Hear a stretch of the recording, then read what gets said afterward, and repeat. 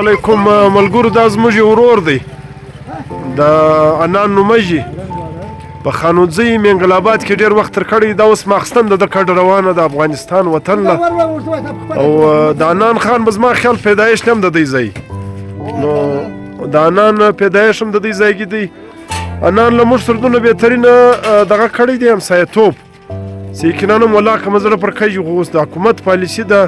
موږ ډېر کمزور یو دغه د انان ته را ښایسته سړی موږ نسو ګرځولی او له انانه زه رښتیا ته هم روان یې الله عبدالرحمن تناره والا هم روان دی نو موږ دغه خلک دا ۴۵ کاله عبدالرحمن تناره والا دلې تر کړي دي دغه انان دی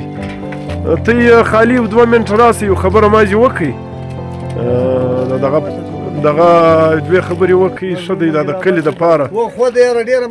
دلته راسه دې خوا ته ودرېده ګاډۍ ۴۵ کاله د دې تېر کړي دي خامخا که بخښئ ستا نوم عبدالرحمن تناره والا موږ خو د نوګرد پازونو د علاقې والا کلي والا ته خپل تعارف وکړه او دا خپل صورتحال بیان کړي ستا څو عمر دلته کوي او څنګه وخت تېر کړی ښه وخت مې تېر کړی کور ودان سره ډېر ښه وخت مې سره تېر کړي خدای تعالی مو خوشحاله کړه خدای تعالی بیا دې درکړي واسط بره بخښئ دا ۴۵ کاله کې خامخا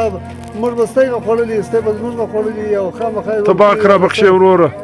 انشاءالله دی ښه وخت یې تېر کړی دی چې زموږ خپل خلکو به داسې وخت دلته نه یې تېر کړی لکه ستۍ ولکه له خپله اجزالو ولکه خپله خوشحاله تللي لکه تاسې ولا اوس ارمان کوو چې اوس که څه وکړو مجبوري ده اوس قسم کنې ولکه د نر زړه دې څه په وکړو څرنګه وکړو انان خان ته خو هم روان یې وروره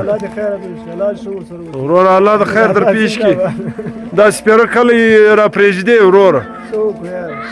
ځه الله د خیر در پیش کړي عبدالرحمن لالا ستا زوم خو روان دی ته ستړی مه سې څنګه یې ښه یې